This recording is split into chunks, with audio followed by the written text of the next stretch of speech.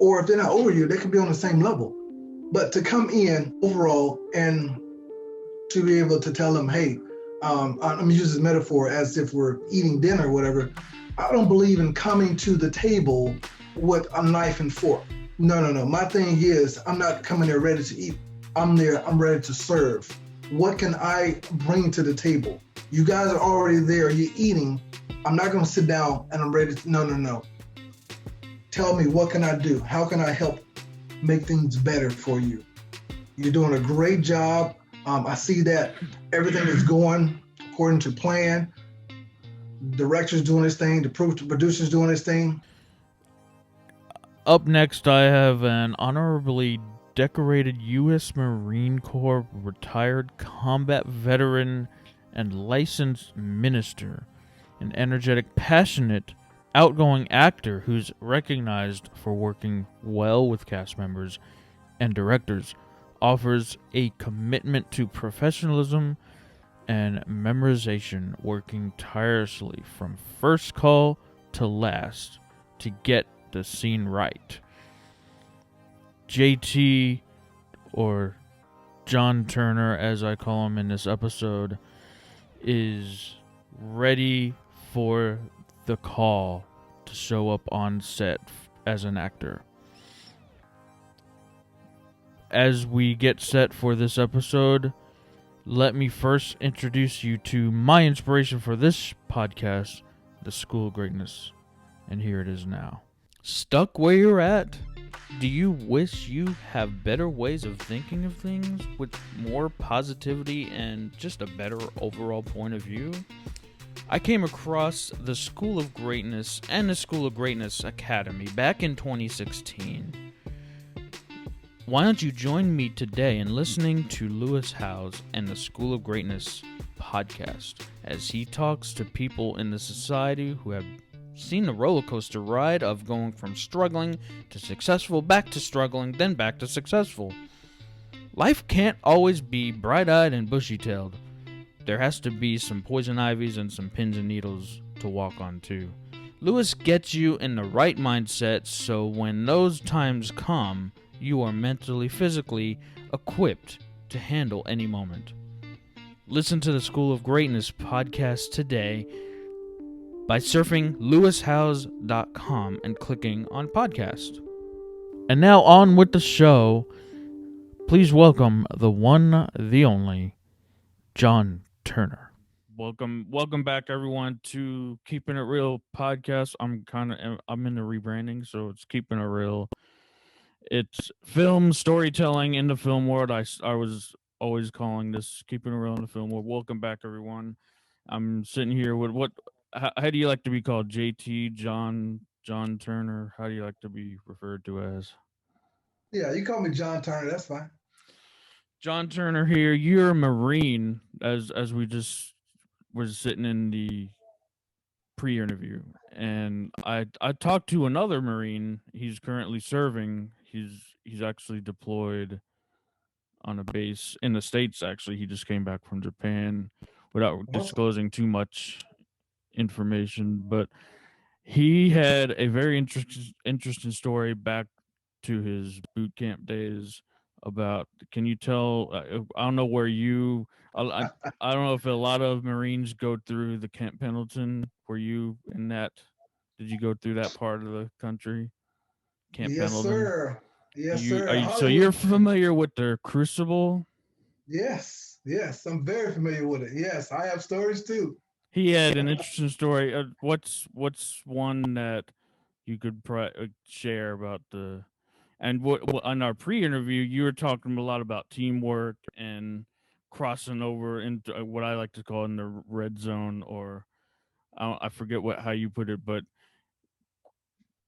when you're talking about teamwork and defensive, and I thought about that story about the Crucible. So tell us what your involvement in the Crucible was like.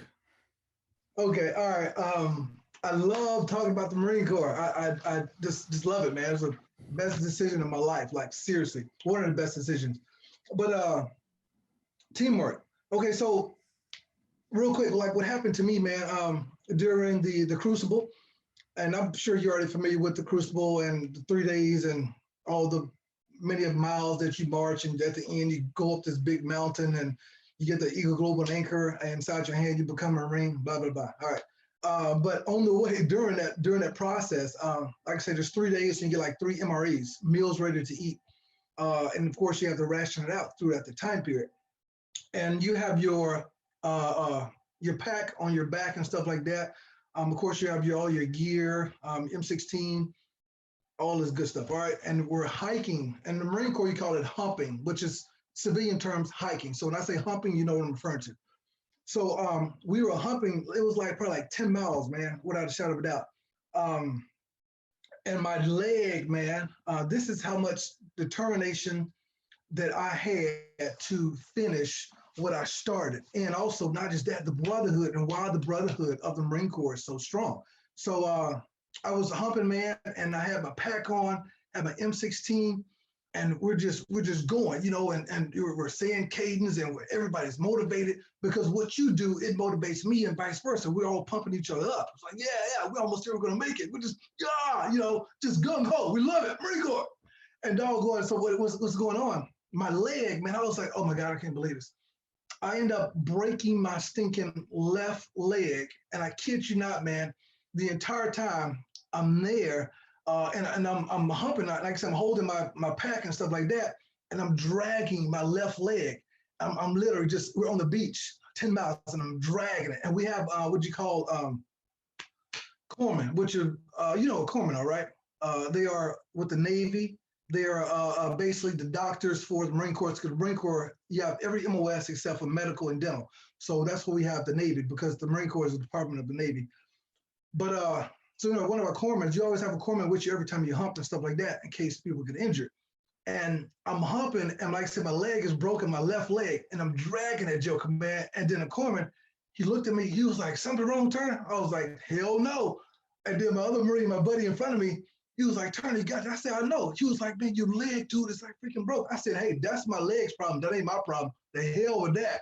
And doggone, and so the other Marine behind me, he was like, hey, let me freaking your M16. I was like, dude, I said, okay, whatever, but I'm going and I'm dragging my freaking leg and I'm keeping up. But my overall point I'm getting at is I knew that we were almost done. All right, because I can see the mountain. When you get to the mountain, dude, you almost there. All you know, at that point, all you have to do is just get to the top of the mountain. So I'm like, I can see the mountain. I can see my end. I don't care what is happening to me. It doesn't matter. And the same thing is the same rules that I look at in life as well. You have to see where you're going. Okay. And at that particular time, I was able to see it. And not only that, but I was motivated by who was in front of me and who was behind me. And I had the corpsman to the left of me, to the right of me. It was like, no, Turner, come over. You know, we need to just pull you out. We need to take you back to the clinic. I was like, no. And I believe a lot of times in life, you have the same thing. You have people to your left and your right who are pulling you other ways, left and right. Hey, don't do this. You know what? Or this opportunity, such and such. But if you have the right people on your team, that helps you and push you and motivates you, because they know that what's inside of you, they see it.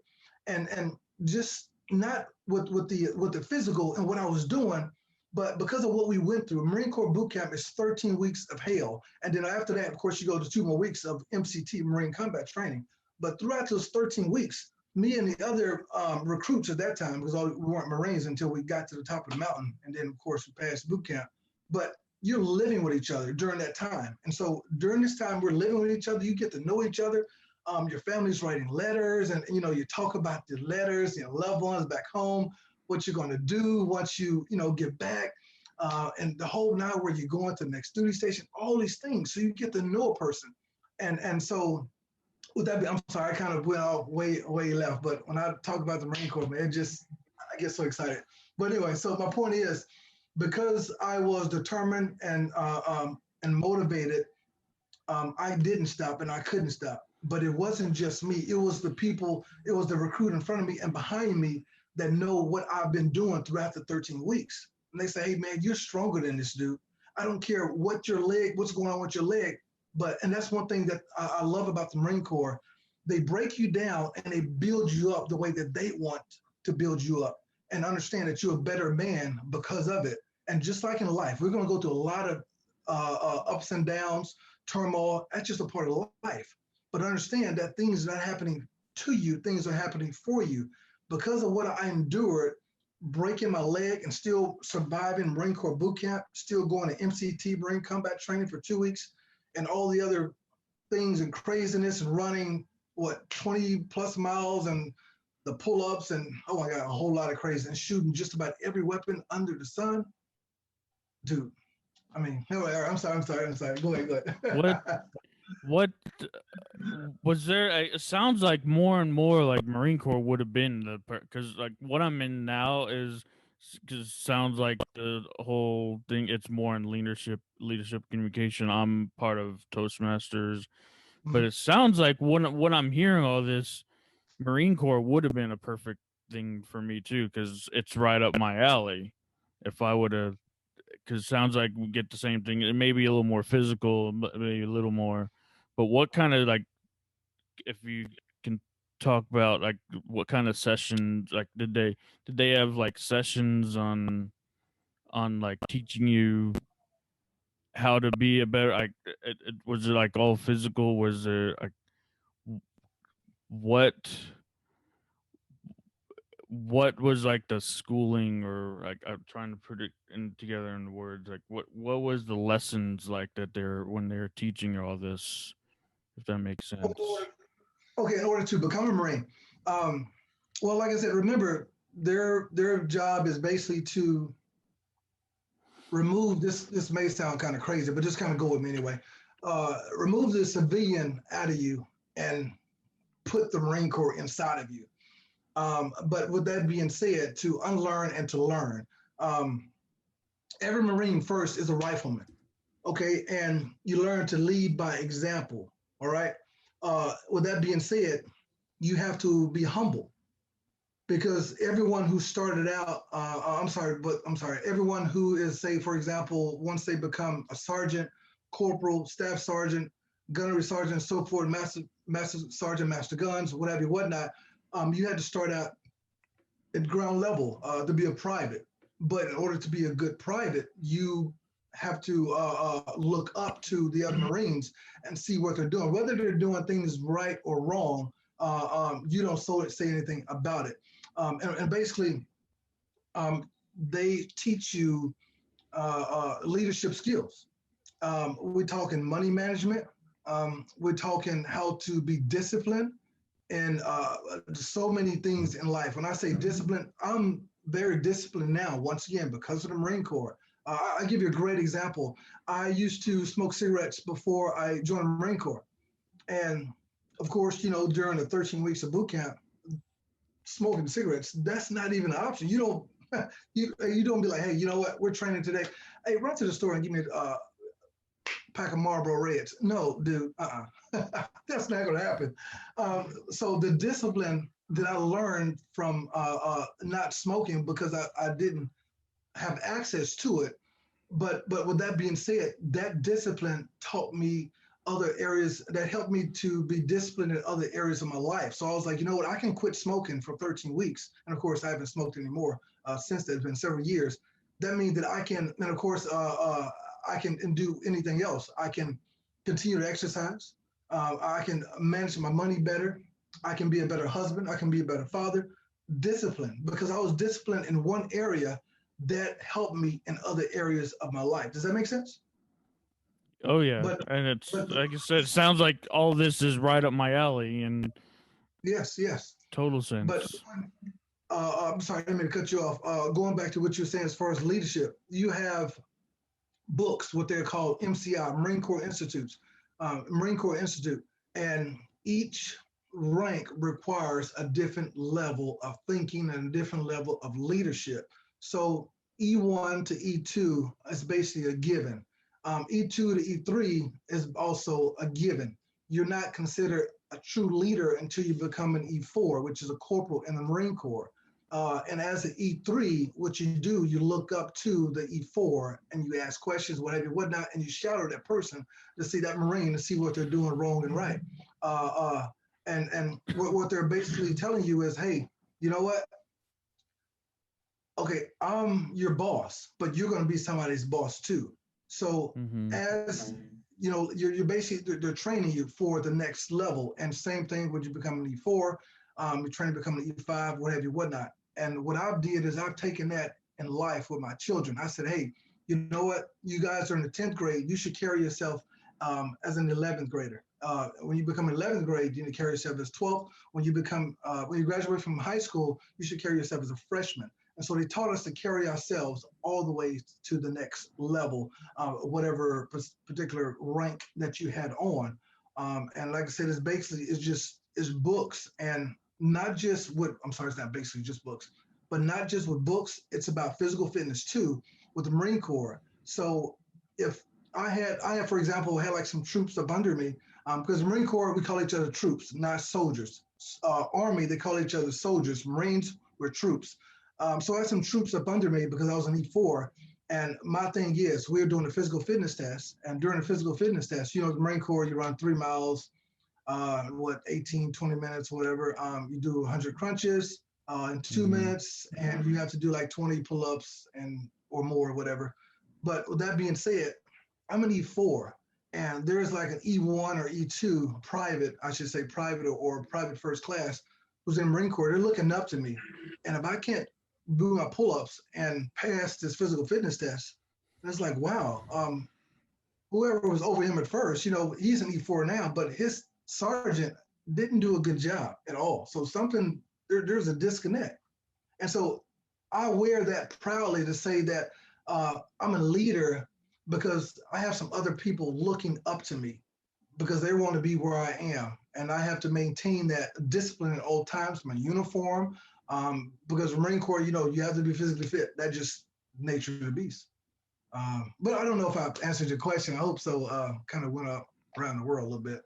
I Sorry. love how you spelled out and was getting to my whole thing in the TV production world, thinking ahead, and how you were saying the E3 looks up to E4, or you're talking to your kids, you're sophomore, you look up to the juniors, you be that junior, you look ahead, you see being junior before you get there, you see ahead. Whatever is happening now, what we always say in the studio and control room, if it's happening now, it's done with. Forget about always worrying about what's the next shot. Worry about the next shot. You have to worry about setting that up. Even if you make a mistake on the one that's happening now, worrying about what's the next shot you have to set up. Mm-hmm. And I kind of saw that when you're talking about looking ahead, see what's coming, know what's coming. I want to switch gears off. I know you can talk a lot about the Marine Corps, but I want to switch gears a minute and go into some other ideas outside. Marine Corps is a big part, but it sounds like it's absolutely can set you up for your entire life, even life after the Marines. But your life as you want to act. Like what is there any roles as an actor that you've done already? Have you been in small, big, whatever? Have you have you done anything? Yes, the type of roles that have already been blessed to be in is I was in several commercials for the Marine Corps Toys for Tots. So I did Okay. that. And also there's a TV show here in Texas. I don't know if it's still on the air, but it's called Texas Flip and Move. I don't know if have you ever heard of that show or not? Texas Texas Flip, flipping move. Flip Flip and Move. Texas Flip and Move. Um, Okay. and what that is, you are basically bidding on a house. And you bid on a house as if you're going to buy it. There's a bunch, and there's an auctioneer, of course, and he's like got this big hammer or a mallet, I should say, and he's telling you guys, hey, this is a starting price, and you have like a little mallet or whatever. I mean, you have a number. You raise a number, and before they film, they tell you, okay, you're going to raise your number, and you're going to such whatever. So I had to opportunity to do Toys for Tots and also to do the Texas Flip and Move. And also, I had the opportunity to be in a play at my church, and that did really well. With that being said, I was the lead in that particular play. I played a preacher, and I was very fitting for that particular role. We actually did at least several plays because I am a preacher in real life. So, other than that, I have did some other I had some other acting experiences as a walk on, I'm sorry, or as an extra, I should say. And of course, as extras, you really don't have a speaking role, not all the time, but sometimes you may have a speaking role. But I was an extra on, once again, Texas Flip and Move. I did 3 episodes with them, and that's just about it for now. But my main experience comes from the Marine Corps. Oh, and also I was on Channel 5 several years ago when I got back from Iraq. Well, I would say several years ago. I got back from Iraq in 2006.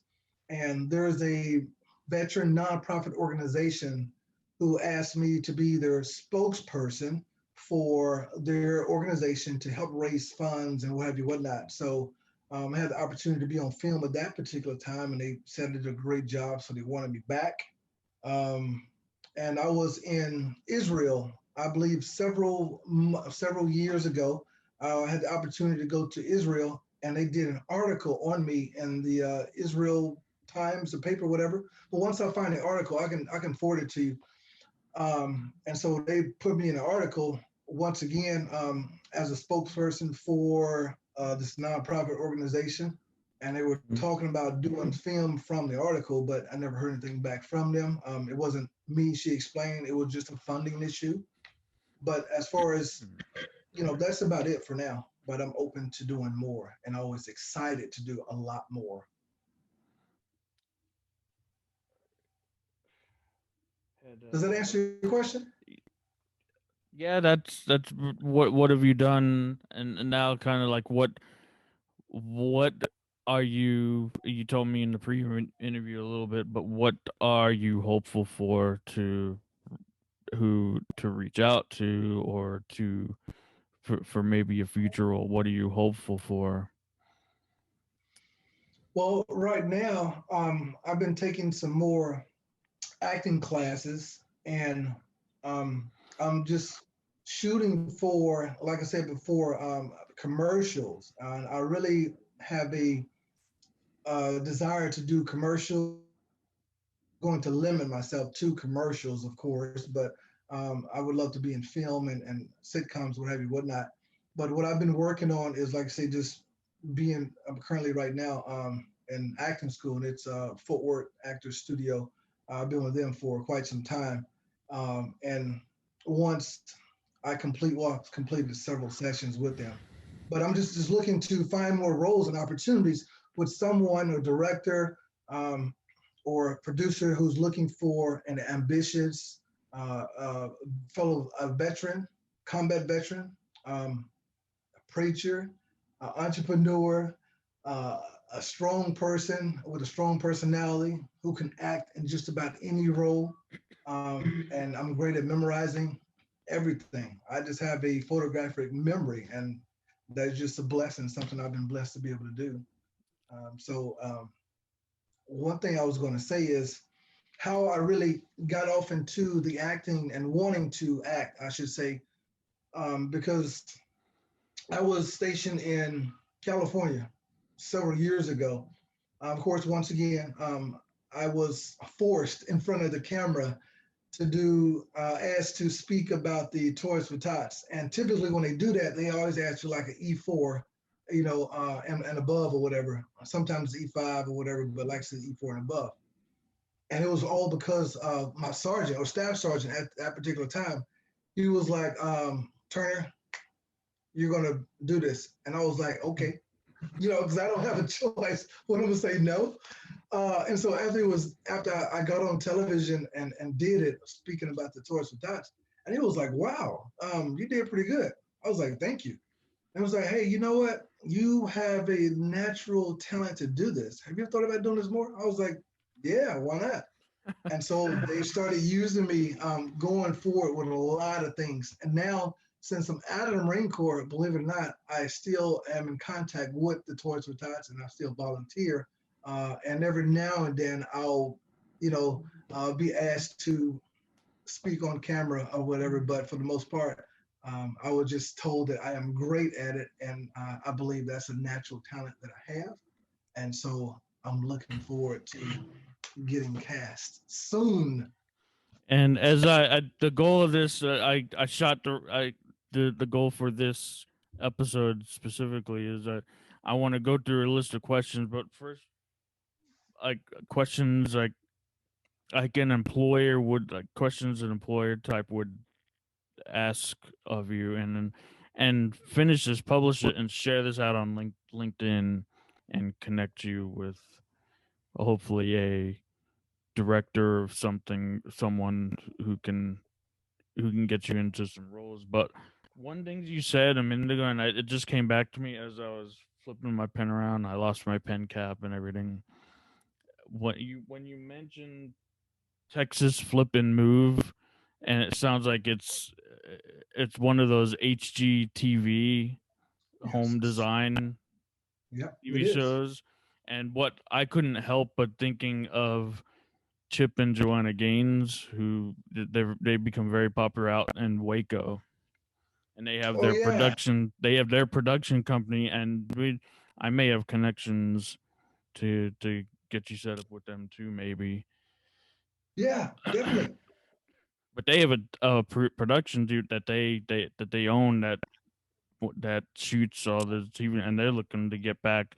They stopped it, and they said they miss it, and they want to get back into flipping houses again too.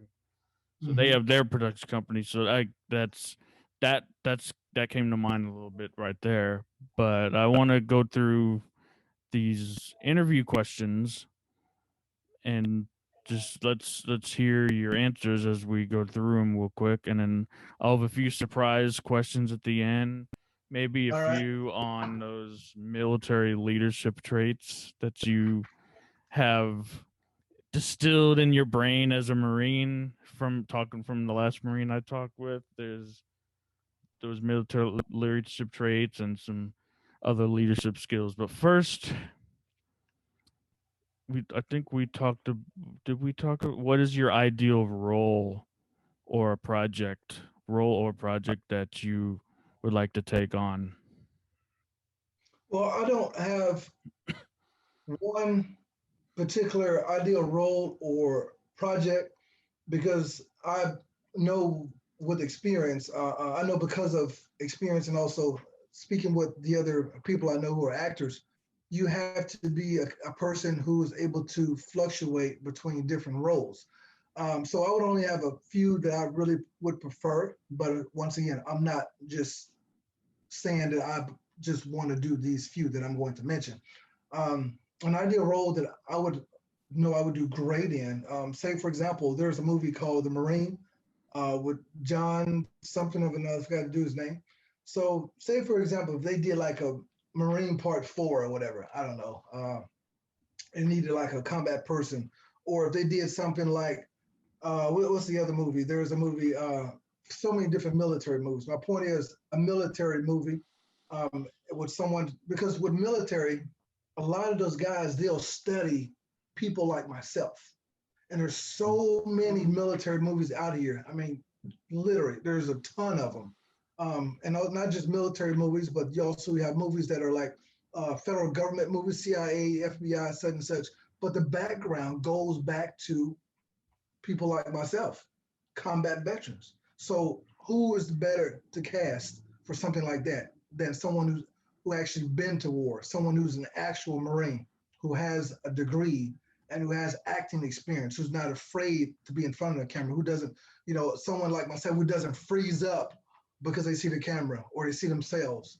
But my ideal role would be, like I said, military or just about anything in leadership. I can even do church, a movie or something like that, or a commercial, a Kleenex commercial, or say if I'm selling something, if there's an Allstate commercial, or if I'm doing a Capital One credit card commercial, and I'm telling them more about the benefits of having this Capital One credit card. So things like that that I know that I am great at, but once again, there's no limits because you have to be versatile. That Stop makes right there. sense? But yeah, makes perfect sense. And before I move on to the next question, when you're talking about all these movies or all these military, I don't know. I think this is Marines. This what I'm where I'm getting at. But have you heard? Are you familiar with? Maybe right before your time, maybe year April 4th, 2004. April 4, 2004? Black Sunday, as it's known to be, No. about the siege of Sadr City, where Oh, sorry. the military platoon got ambushed by a terrorist group. And but anyway, long like moving to this TV show, there was this, and I had to one to guess who played of the person Jonathan Rydell. He's a Marine that he Mhm. was a part of, who was on in this platoon that was ambushed. Wow. They put together a National Geographic at the time owned by Fox, 20th Century Fox, now Disney. They they put together this TV show called The Long Road Home, and I had the guest who played Jonathan Rodell on that. He's done some other Disney Channel type stuff and some things on. If you ever heard of iCarly on Nickelodeon, he's played a role in that. Not a special guest type thing. Mhm. He was one of the main leads, along with the actor's name, Mike Kelly. Mhm. Coming up here. I'm looking it up as I go. Oh, here we go.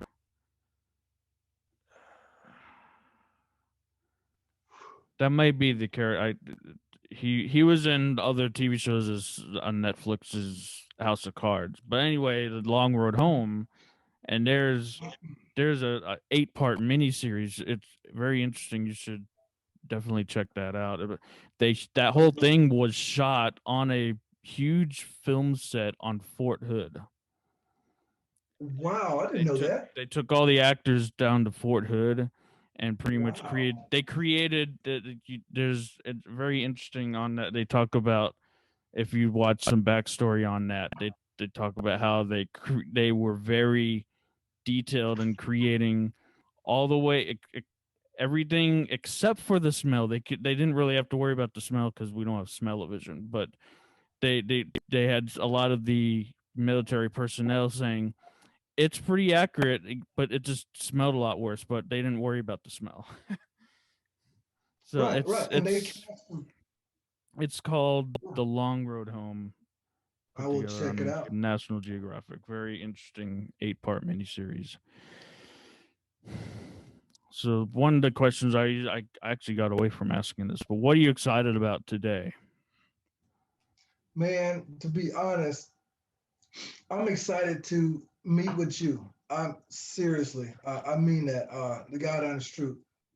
Because, well, once again, like I said, I'm a preacher and I'm a believer in God, and I can't apologize for that. That's just who I am. So, and I believe that it's a blessing to be able to connect with people like yourself because God allows the proper people in your life to align you with the other people they already have set forth to come in your life to bless you. So I'm excited to be here with you, knowing that the connections that you have in order to help me is that helping you and helping others and giving back because a lot of people don't do it. Like I said earlier, before we talk now, the pre-interview per se, like you said, there's so many people they talk about it, but they don't be about it. And I can't say it enough. For what it's worth, thank you. I'm excited about that and the opportunities that I know and believe that will come because of this and because of what you're doing. And it's my pleasure. I don't I do this for because I enjoy just talking to people I'm meeting, connecting, and learning about what now. I'm expanding to everyone who's creating in the world. It used to be just film, but now it's digital creators. And if you're doing something and putting value out there, I want to talk with you. So maybe a little more specifically now, what do you do? What do you know? It could be maybe a two-part question, but what do you know right now? Your givens, as we say in school, back in the school days. Could you rephrase the question? Like what do you know? I know you have a lot of military Marines, and Marines taught you so much on how to live. So what do you do in your everyday life? Oh, okay. Well, like I said, I'm a business owner. I own a landscaping company, and also I own a pool cleaning company, and I am a preacher. And I have a nonprofit, a veteran nonprofit organization that I run. I'm a father, and also I'm a husband. Um, so, and also, with that being said, I basically try to, and of course, I read a whole lot. I believe in reading because you can never have too much education. Just because you graduate from college, that doesn't mean that you should stop learning. Every day is a learning experience. But what I do now on a regular basis is I look to network and help others. I believe in giving back. And so that's why I commend you so much, because that's my ordeal too. I believe what some people call karma, what you put out, what you receive back. So that's why I'm excited about this, because I know what I put out every day. I'm helping employ people. I'm speaking life into my kids. I'm giving to my church. I'm helping ministering, preaching to God's people, pouring into their life to help uplift them and encourage them throughout their everyday walk. My family, my wife, my children, friends, and family. With a nonprofit organization, we're able to, Ballard's Mission is the name of it, we're able to help other veterans who are 100% disabled, who aren't aware of the type of resources that's out there for them. So every day I'm looking to give back. And of course, that being said, I'm still taking acting classes and associating myself with other actors so I can learn the business. I have several friends who are producers.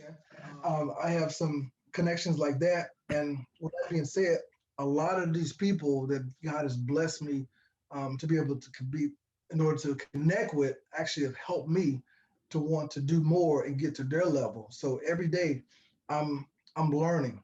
I'm a student. I want to just give back. And because I believe overall, and I've said this to several people, this may sound kind of crazy or insane to some people, but I have kids, like I told you before. Sorry for drinking. My throat is sore. But I have kids. And because I have kids, I only look to succeed because of them. And the higher I go up in life, the more motivated they get because they know where daddy has come from, what I didn't have and what I have now and where I'm going. It motivates the mess out of them.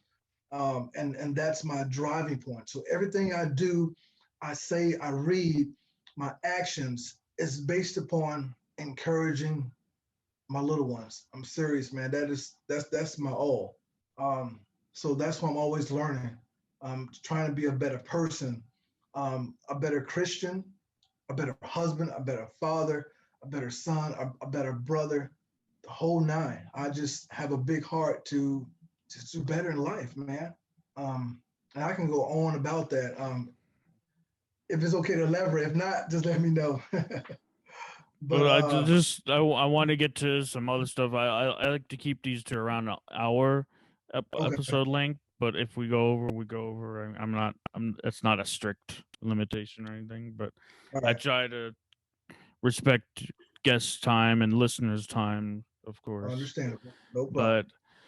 But when you were talking about the college and going to college, people go to college and they have these expectations. You're saying that there's the expectations, and it's I go to college and I expect to get a job outside of college. Well, it's like, well, if you go in with that attitude, then you're probably not going to get a job because you're going in like I'm all set. You're not willing to learn anymore. You're going Right, with that attitude of I've done my school time, I've done my learning. Now it's ready to go out there. And that's not the way, and acknowledge you for just one, keep on learning whenever you can. Acknowledge you also for one, teach your kids to always be like what I would do at this, be curious all the time and always want to learn more. And that's the college was only be the beginning of that. That's what catapults your right. learning. It's not supposed to be the end of the learning too. It's Right. just the catapult. So knowing that, what do you want to know right now I want to know the acting industry. A matter of fact, you know what? or learn? Um, Want to know or learn? all right, this is the best way I can put it. One of my, because there's so many actors that I look up to, but the guy who's like the best right now, like dude, like oh, I shouldn't say the best, but he's up there. It's like Will Smith. Everybody know Mm-hmm. Will Smith, and he's like, dude, he can Yeah. play any role. Will Smith, and of course Denzel Washington are great actors. My overall, who I would love to meet, or I look forward to meeting one day, because I believe that you speak things into existence, you put it out there, and it will happen. I look forward to meeting one day is Will Smith, and my ideal actor to be just like, literally to be just like him, uh, on and off film, on and off the television, is him. Um, that dude there. When I say, man, I've listened to this guy, and this guy have told his story, where he's come from, and where God has allowed him to be, and be able things he's able to do, and the people he is able to influence, and to be humble. Oh my God, that is like the ultimate right there. I mean, to be humble, um, because you should never get to the place in life where you think I've made it. Because you get what some people call the big head. I don't know if you've ever heard that term or not. You ever heard that term? Big It, headed, it means that, yeah, egotistical, big headed. yes. You should never get to that point, because if you get to that point, you think that I made it, I can't learn anymore, I'm good to go. But I look up to that dude, man. That is who I desire and want to be. Is exactly him. Seriously.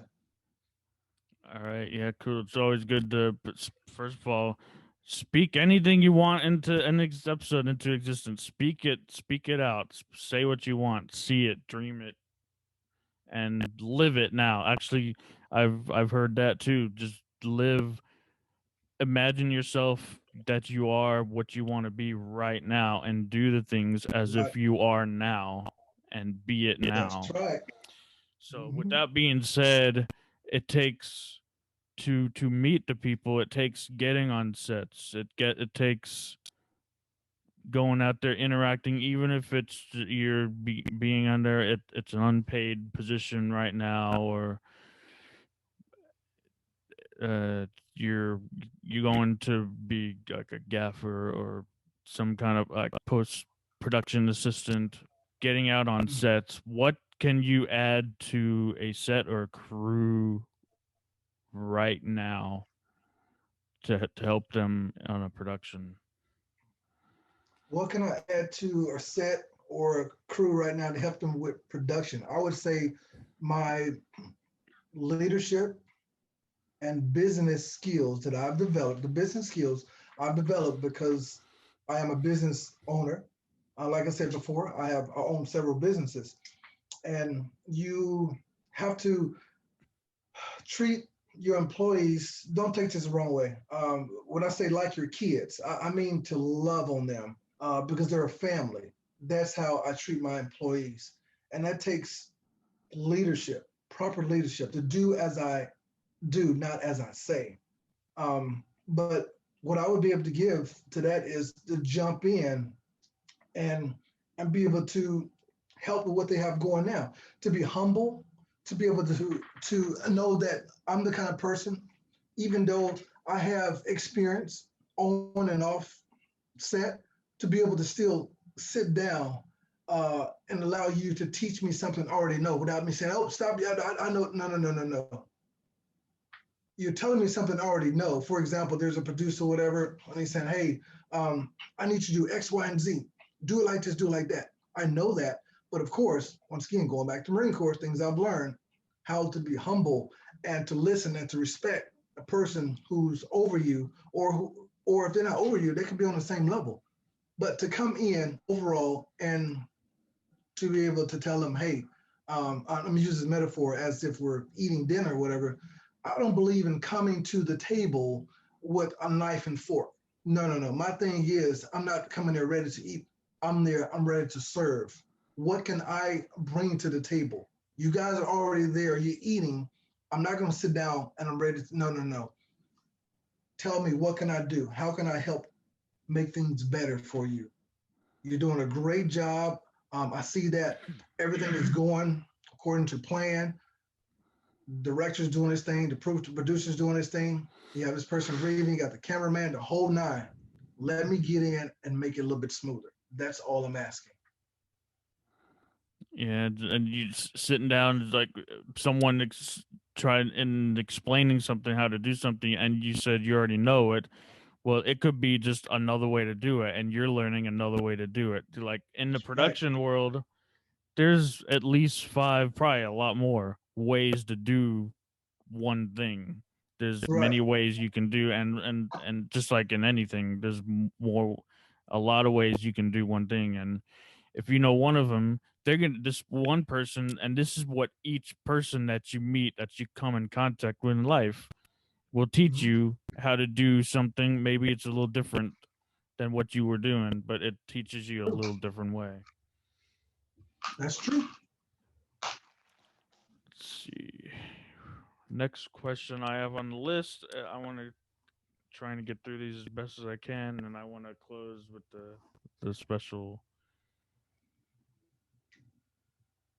What what do you expect to get out of your time for working on sets and working, or whether it's acting or anything?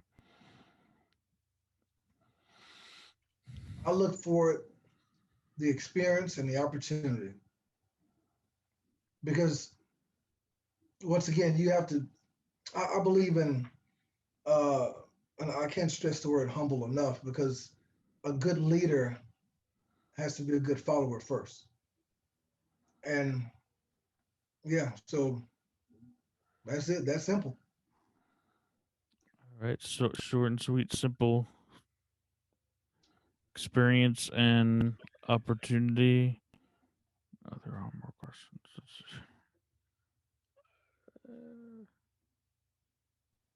Trying to line myself back. I'm following a list of these questions that I. Let's.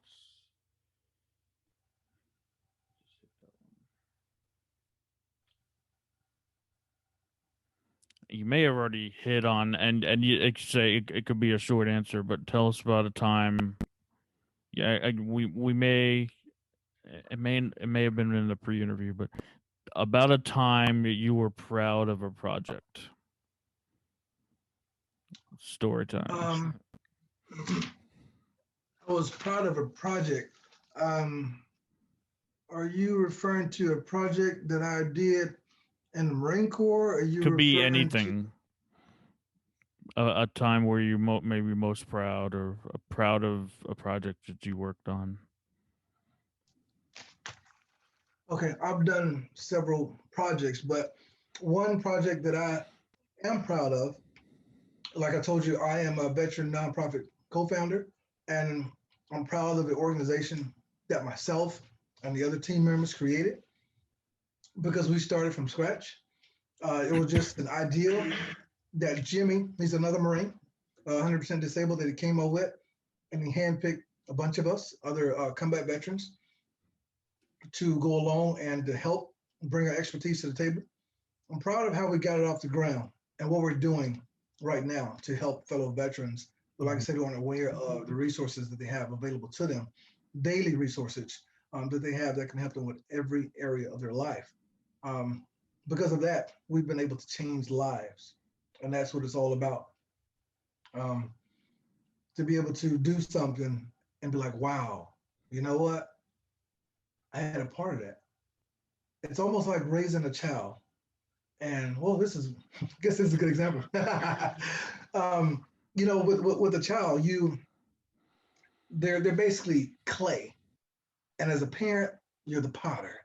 You're helping molding and shaping them how you want them to be.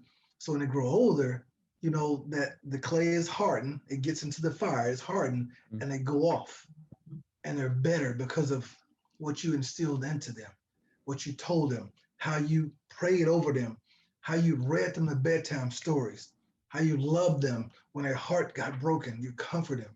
All these things, taught them how to drive, showed them how to ride a bike, holding the back of the seat until they pedal on their own and they let go. The same concept. I feel the same thing towards this organization that myself and the other Marines started. So that's one of the many projects that I'm proud of. It goes back to when you're saying the levels of the leadership in the Marines, like E3. You did. I don't want to assume anything, but did you reach E4? Am I correct in saying Yes, that? yes. So Yeah, would you say that was similar to like Marines take people? May be having a bad connection here right now. Would you it's like say it's it looks like it came back a little bit? Would you say the Marines take people like that and that mold like, they strip you down as I always hear they strip a person down and build them back up in the way they believe a person should be. Now you as right. a Marine leader have a role in molding these people out of their former clay self into this new person. So that's would you say you were in that role as an E4? Yes, definitely, without a shadow of a doubt. Because when you get the opportunity to pin on E4, the rank E4, like I said earlier, before we did a pre-interview, I should say, you are considered a leader in the Marine Corps because of that rank right there. And once again, you have the other Marines, troops rather, who are E3, E2, and E1 who are looking up to you because you've been in the Marine Corps, we know for a fact, over 3 years. And they're just coming in. You got some guys 2 years, 1 year, fresh out of boot camp, and MOS school. He could have been there for 9 months. He's looking at you based upon what you do, what you don't do. You're showing that young Marine how they should do. You're setting the standard, what they should or shouldn't do. How you respect the E5 that's above you, E6, so forth and so on, and officers, enlisted, hiring senior enlisted guys. Everything that you do has an effect on the people up under you. So that means, because the Marine Corps, it's the best of the best of all the military branches. And we stand out for a number of reasons. I'm not going to bore you with all that stuff there. But prime example, in the Marine Corps, you cannot chew bubble gum and walk in matter of fact, you can't chew bubble gum in uniform anyway. But you can't walk on your cell phone. You can't walk in uniform and talk on your cell phone. You can't put your hands in your pocket and uniform. So if you have a young Marine who's been in the Marine Corps like 9 months or whatever, and he see you because you're an E4, you got your hands in your pocket. Okay, well that means when I become an E4, I can do those things. No, you can't. Because you have that messed up mentality. When you hit E5, you Wow. have the same thing, and it gets worse. You follow what I'm saying? It gets worse. Now, not only are you having your hands in your pocket, you're walking on the cell phone and you're talking in uniform, you're chewing bubble gum. It's like, oh my God. Okay, so that's how Okay, so so I'm setting the standard. And like I said earlier, with the kids thing, we even use one of my MOSs was a cook, so I have to use this quick analogy. Just like with the cake, you put all these different items inside of a mix or whatever, put it in the oven, then it bakes. Based upon if I follow those directions correctly, am I going to get the cake that I desire? What am I pouring into these other fellow troops so I can get the results that I desire from them? Does that make sense? You follow what I'm saying? Yeah, but what like you said before, do as I do, not as I say, and you're the Right, example, and whatever you do, the people that are directly under you, like they're watching you. right, right, right. And I'm held responsible for that. But when you are in the Marines, you don't do it just for your country. You do it for yourself. You do it for your family. Yeah, I've had a lot of exactly. opportunities, a lot of opportunities just because I'm a Marine and the standard that's been set. So I have to maintain that standard in every aspect of my life. Like seriously, that's a lifelong commitment because the Marine Corps is a lifelong brotherhood. They set the bar on how I should act, how I should talk, how I should conduct myself in and out of uniform when I'm dealing with my family, and how everybody gets angry. I don't care who you are. Nobody's exempt. But how you handle adversity in life is what I'm getting at. How you handle adversity. You can't always blow up and explode and want to handle things physically. The Marine Corps teach you how to handle things in a non-physical way. And that's what I've learned in raising my children and having employees on how to talk to them in a calm and cool way and still get my point across and to take so they can know, hey, that I'm not timid, but I am, I do mean what I say. Respect. Other words, for them to still respect you. Cool, and it's what you're just saying right there leads right into the next question I wanted to ask. Is Mhm. tell about a time, maybe a little anecdote about a time you felt pressure and did well. Time that I felt pressured and did well. Pressure, maybe it was hard and a time where you went through the hardship, or but you still Oh, did well. once again, I apologize, but a lot of my experience comes from the Marine Corps. But I was a recruiter. One of my other MOS is in the Marine Corps. And as a recruiter, you are obligated and you have to go to the high school to talk about the Marines and you have to tell them all the great things about the Marine Corps. They'll pay for your college, you get to travel the world, you have these free medical and dental benefits, all these awesome things. And I have to tell them about those things. So we had to go to the high school one particular day. It was myself, I was an E4, and there was a staff sergeant who was over me. He's an E6. And so we got to the school. He told me at the last minute that I had to get up in front of, in the auditorium, because of course we're in an auditorium. And of course, have all these kids and teachers and staff members there in the auditorium. And me and him were sitting on stage. And then he kind of leaned over to me because the speaker is already up. He leaned over to me. He said, "Turner, you have to go up and talk about the Marine Corps." And once again, I said, "No problem, Staff Sergeant, we'll do." And so I got up and I felt pressured because that was my first time getting up in front of a crowd of people. I mean, that I've been in front of crowds, of course, as other Marines, because as a leader, you speak to the other troops. But we're talking, I don't know, a couple of hundred, of kids and staff members there at the high school. And once again, at the end of the day, I got up there, I executed, and everybody clapped.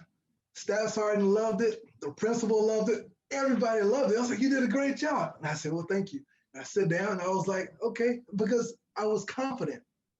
I was confident in myself, and I knew about the Marine Corps, and I knew what they taught me. And so I was like, man, I got this, dude. So there was pressure there because it was last minute, but I still did well because I was confident. Great story. How about I got a few more questions left on this list, and I Okay. want to wrap up. How how about a time when you had an emergency to handle? And The again, time when I these are all Marines, like that's your experience, and these Marines have the great experience to offer you. So like that's don't apologize that these all Marine experience, like that's where your experiences come from. But yeah, an emergency that you had to handle. okay, I have oh my god, just about anything you ask me, I promise you got an answer for it. Just life and experience. Um, I was in my first house, and it was a one-story house. And once again, it's my first house. My point in saying that is, I wasn't familiar of how things were in the attic. So I went into the attic, and I didn't know that there's nails sticking down from the what do you call it, shingles. When the guys when they nail the shingles in, there's nails in there. They don't get the nails and they don't bend them. They leave them poking down, right? So I got into the attic, and then I stood up, and I heard someone say crunch, and next thing you know, blood is like just running down my face, because I got stuck in the head with this freaking nail. And so I closed up shut up the attic real quick. I told the kids, and I holding, Ouch. yeah. So I got my hand. I'm holding the dog. I'm putting pressure on this freaking nail hole that's in the top of my head. And I'm telling the kids, I said, "Come on," because there was they were teenagers or whatever. I said, "I need you guys to come on and get in the car." And they said, "Well, Daddy, little videos, especially the girls, they always cry. Oh, Daddy, tears come out. Daddy, what's wrong? Where's all the blood?" I said, Daddy's okay. And I'm holding the pressure. I said, "Need you to get in the car. We're gonna drive to the emergency room." And I'm in the car, and I don't know why, but the blood, it just steady. It just, I'm holding pressure, but it's steady coming down. And my kids in the back, they're crying, and I'm just driving. So we get to the emergency room, whatever. And then they call my wife, whatever. And then so she comes down there to the emergency room. She was like, "Why didn't you call me?" And I was like, "You was at work and I wasn't thinking." I said, "All I knew that there was a problem. I needed to fix it." And I had the pressure on me because I'm like, I am the parent here. I don't care what's going on around me, what's happening to me. Those kids are still my responsibility. So regardless, once again, what's going on with me, I have an obligation to show them that I'm stronger than what's happening to me. And that's something that my kids learn. Wow, Daddy is holding his head because he is bleeding. He was still able to remain calm and drive himself and us in the back seat to the emergency room, and didn't call Mom. Or of course, when, like I said, the nurses, they called her or whatever, she got angry. "Oh, wake up." I said, I'm Marine. I'm tough. But I was up under pressure because of that. If I don't understand, I explained it correctly. That's Yeah. that's well in the story of an emergency. You had to Yeah. go to the emergency room. Yes, All sir. right, going to another thing that I guess maybe we were talking about in the pre-interview, like, and we were talking about disagreeing. But what about work? How do you work with someone that you disagree with? How do you work with someone you disagree with? That is a awesome question. When I was in Iraq in 2005, Camp Fallujah to be exact, stationed there, we had a disagreement with another fellow Marine. We weren't veteran; they were still in Marine Corps. Another Marine about our taking full combat load on us, which of course that means you have to have so many magazines and so many rounds on you at all times before you go outside the wire and all the good stuff like that. Um, and the disagreement was because the other Marine, he was like, "I don't want to. I'm tired. Okay, I just want to take one magazine. I don't want a full combat load. And so my thing is, okay, we're in this thing together. My thing that I had to do, I had to show him and help him, convince him that you're doing this not just for yourself, but you're doing this for me too. But to agree to disagree, because I didn't agree with it. So I said, what I'll do, I'm still going to take my combat load, and I'm going to take a couple of your magazines too. So when the other person is weak, you have to be strong. So disagree to agree, and let them know that we're in this thing together. Awesome. And last questions of these this series of questions. And I like this, but I kind of get mixed reactions. What I don't expect to get from people, like someone asking, "What have I not asked you that you would like to?" But what haven't I asked you that you want a filmmaker, director, someone like that to know? What do you mean? I don't quite understand. Uh, yeah, I guess I just have to figure out the rewording of this question. What do you don't get asked a lot that you wish people would ask more of you of? Um, I really don't have an answer for that, but my thing is I'm just thinking I wish that there would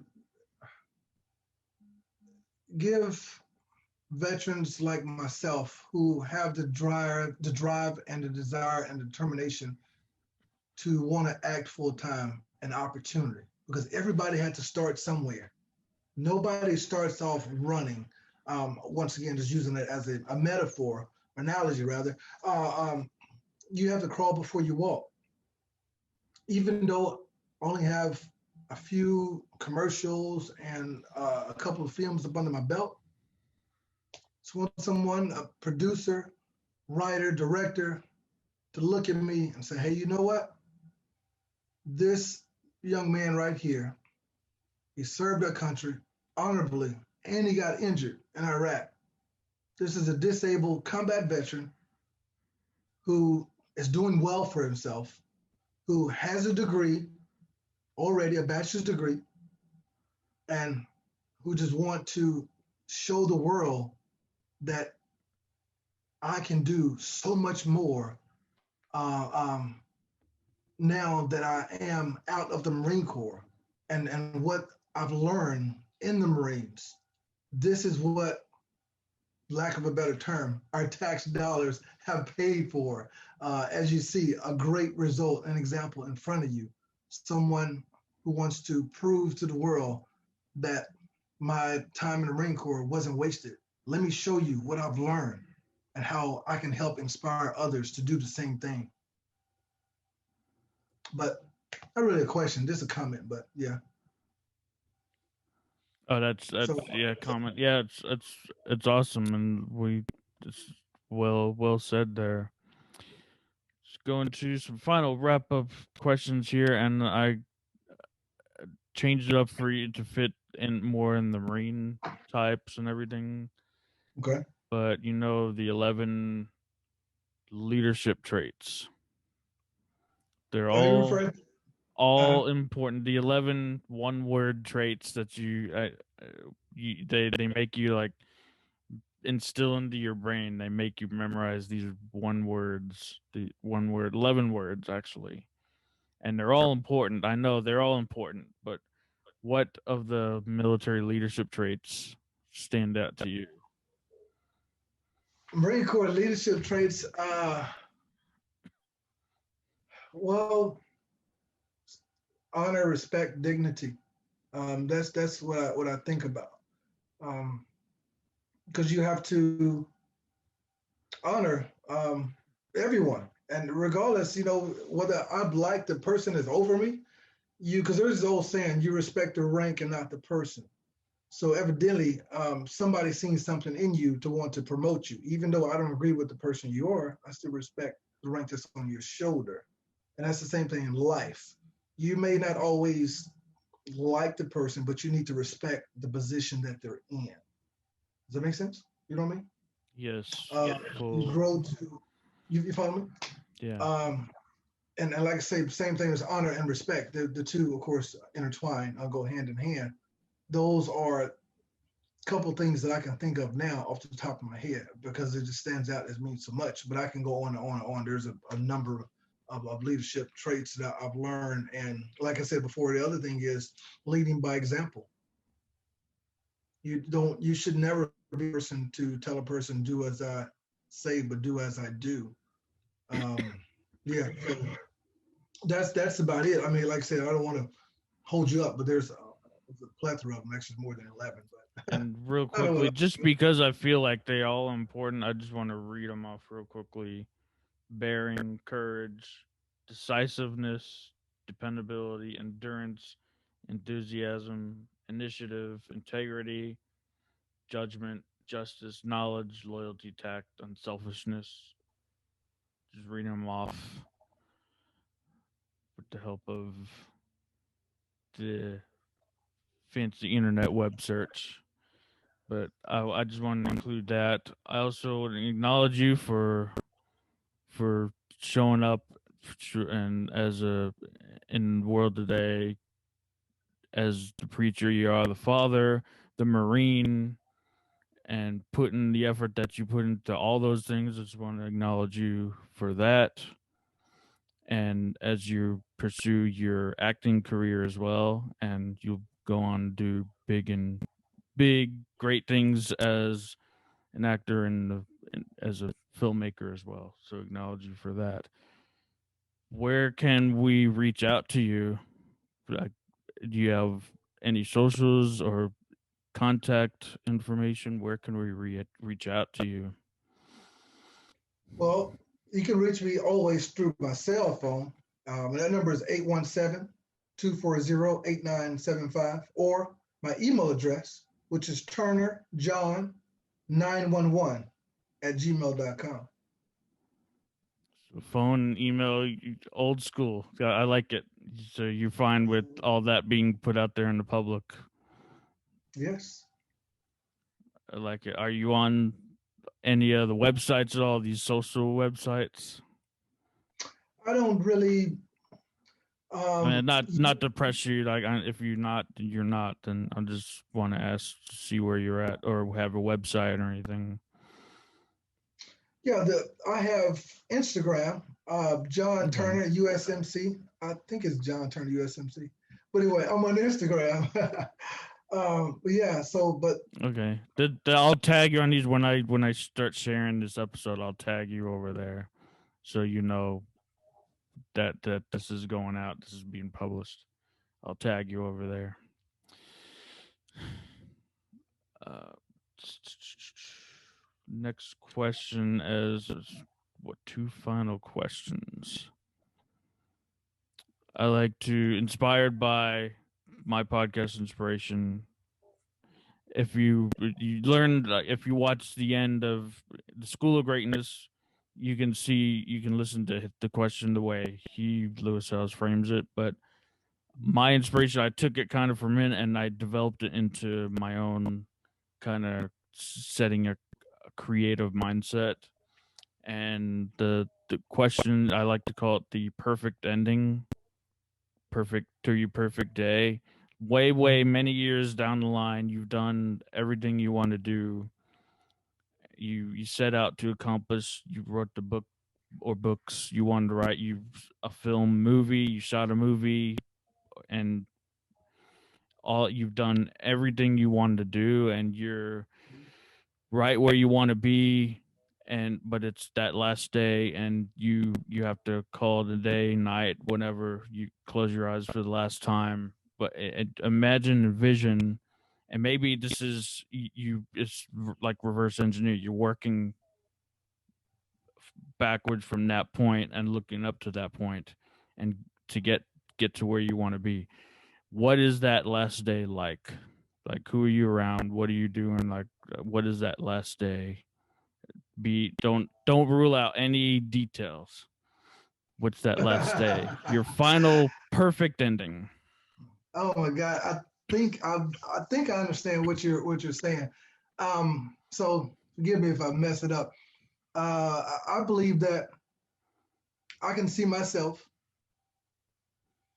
in Hollywood, in one of my, actually, I would have several properties. I would have a mansion out in Hollywood, Los Angeles to be exact, and I'll have a number of well-known actors. We're talking Dwayne "The Rock" Johnson, Will Smith, Morgan Freeman, Van Diesel, all these heavy hitters per se, and we'll be sitting around drinking some wine, because it's wine country up there in California, drinking some wine and talking about how it all started because of Thomas Keenan was able to connect me with all these great people. And of course, you're there too. And we're sitting back and we're just relaxing and we have our legs crossed and we're smiling and we're just chilling and looking back on all the many of years and things that we accomplished and the books that were published. And we sit there and we congratulate each other and be like, you know what? It's amazing how life works. When the Lord connects you with the right people, the right things that happen, and you're able to help somebody else. And as a result of that, then your company, of course, Thomas, is just it's blown up. It's just fantastic. You're all over the planet, bigger now. You're very, very well known, even more so. And you have all of your friends and family and all of my friends and my family are there. Like I said, the actors, they didn't bring their family, Kevin Hart and all these other guys or whatever, Adam Sandler, they didn't bring their families. They just came. And as we were sitting there, like I said, sipping on some wine, and one of the guys that get up with their comedian, Adam Sandler, gets up and crack a joke. And he says, "Hey, John, I thought you'd never think that you'll be, I believe," no, he tells me, he says, "I bet you didn't think that this day would come." And I'll look at him and I'll tell him, I say, "Yes, I did. I just thought it would be sooner. I've always had faith and I always knew it would come." And then we go and we meet John Travolta because he's a pilot and of course he's an actor too. He say, "John, I have one of my planes and I want to fly us over to Florida to my other home out there. You guys want to come?" "Yeah, why not? Why not? Why not?" And we up in the air and John says, "You know what, John, let me teach you how to fly." I'm like, "No, that's all right. I don't want to do that. But I do appreciate you flying all of us out there." And end up actually starting another organization because of this. And several books and awards, of course, are there on the mantle inside the living room. And I'm able to start some other, like I said, organization that will encourage fellow Marines and veterans who have the desire to act and to do well. And I believe another thing too, I can see myself. It's amazing that you just said that because I see this tape right here. I don't know if you're taping it now, if you're recording, but I can see something like this being played back, say 20 years or whatever.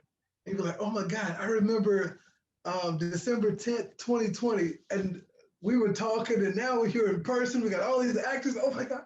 I'm sorry, I get excited about that because I really believe this. I really do. And we can look back and be like, "Oh my God, man, I remember that." Like, yeah. Oh my God, and we're just so happy. And it's just, a great time. We give each other big hugs and like, "Oh, thank you. We're best friends, man. I mean, because of it, because of that. Oh, and thank you for including me in your little vision there too. But you got to. It's all about seeing your future, and that's what this question, like what do is, and you can go listen to my other episodes to see how what I asked you. If you ever get on the School of Greatness, which I recommend to anyone, the School of Greatness is everything that should have been taught in school that isn't or wasn't. And that's what the School of Greatness is. School of Greatness podcast. Look it up. It's free. Millions of downloads he's getting every year. It's quite the podcast by Lewis Howes. Thank you for including me in your vision and just propping me up like that too. That was fun. Final question for you before I let you go. Why is important to why is the film world and storytelling important in the world today? Why is film telling and storytelling? Storytelling, film, doing all the of movie making, film. Why is important? I believe it's important because um, it changes lives when you're able to look back on. Matter of fact, I'll give you an example. I don't know if you are into sports or whatever, but you've heard of what's the dude's name? Who's number 42? Jackie Robinson, I believe. Yeah. And they made the movie on that too, but the baseball player. Exactly. And I use that for an example because people like I'm not that old because I wasn't there back in the day, but my children, I should say, they aren't aware of the things that took place way back in the 50s, 40s, whenever that was. We'll say 50s. I don't remember. Not aware of that. And if it wasn't for, say, like film and stuff like that, a lot of people wouldn't be aware of what happened. And as a result of that, that causes a lot of people to change the way that they act and talk and treat other people when they look back on and see that this man couldn't play baseball or had a hard time playing baseball, something that he loved and he was gifted to be able to do because of the color of his skin. You know, this like, because my children are like, wow, that's unheard of. You can't help the skin that you were born into. I said, well, that's true, but that's how it was. And of course, her friends, they watched the film. We watched it together, my kids and also her friends and stuff like that. I was like, wow, I'm so glad, we got the chance to watch this movie.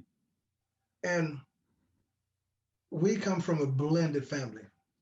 And so once again, as a result of that, that caused my kids and their friends to treat each other totally different and to have a bigger impact on the others that they've run into who haven't seen movies like that, who aren't aware of that. Overall point I'm getting at is that's why I believe it's important to have films, movies, plays. It may not be race related, but whatever it is, they're able to bring life. The written word. Exactly. That's exactly what it is. It's very important in so many aspects. Oh my God, it's very important. It's educational as well. It's not just for entertainment, because when I watch a film, I'm not always looking to be entertained, unless it's Star Wars. I like Star Wars, but something that's nonfiction, of course, it is what it is. But the other things, I'm looking to be educated. I don't just watch stuff just to watch it. I have a purpose and a plan behind what I'm doing and why I'm doing it. But yeah, I believe it's important, and that's why I believe that the film industry. I forgot. I just thought of this. I know. I that was the final question. But you said you were working on a book. Yes. Writing It's a actually book. Yes. It's a. Where are you in the process of that? Oh well, right now. I'll be finished with it in a couple of months. Well, probably like 3 months. So it's December 10th at the end of 2020. So I'm looking at the first quarter 2021. Yes. By the first quarter, before the second quarter get here, it should be finished. But it's a self-help book, and it's basically I just have like a bunch of. It's not really scriptures, biblical. It's sort of kind of biblical and inspirational, but it's not all just biblical information. It's a mixture of a lot of experiences that I had in life and how a lot of the words and things that I went through were able to help me. When I was in Iraq, what you do a lot of times when you're sitting there and just give me a minute or two. I promise I won't hold you on just 1 or 2 minutes. When you're sitting there and you're being bombed per se because you're on base, literally these Iraqis, they're shooting rockets and mortars over, like literally. And so a lot of times you're thinking that you're going to die, like seriously. So you jot down, some people, I did this, inspirational things. I'm looking back on where I want to be. If I survive this, what I want to put out to the world. What can I do? You follow what I'm saying? So I love this. I love that. So all of those things there, and it took me years, we're talking years, 10, 15 years to put this thing together. And I believe, and I know without a shadow of a doubt, it's going to bless a lot of people. But yeah, it's all is from the heart, and it's just inspiration. 2 Minute Inspirations by Minister Turner. Look out for that. Do you have a title for it yet, or? Yes. 2 Minute Inspirations by Minister Turner. Look out for that. Beginning of next year. Great conversation. Yes. I'll get this edited out. I have one other person behind you that I'm working to get out. Then you're next. I just talked with him 2 days ago. Our connector, Tim. I just talked with him on my show. He just released the show where we talked for 15 minutes for his show as well. So it's all connection circle. But great talk with you today, and I look to get this out on LinkedIn and connect you with get the connections out there for you to do your things that you want to do. I hope you enjoyed this episode. If you did enjoy it, please share this with your fellow filmmakers and friends and any creators who are working safely at home during this pandemic that's ever continuing. And comment on why you liked it and what stood out to you. Be sure to check back here for weekly episodes. Give a shout out to JT. He is on Instagram. You can reach him in the email below in the notes. And be sure to check out his page on Instagram listed in the notes. Let him know you heard him on the show. Let me know how I'm doing. If you're listening on Apple Podcasts, you clicked on that link tree in my bio on Instagram at The Real Sweet Tea. Please give me a review and let me know what you liked or what changes I may need to incorporate. Thank you for listening and subscribing to Keeping It Real in the Film World. Keeping It Real podcast.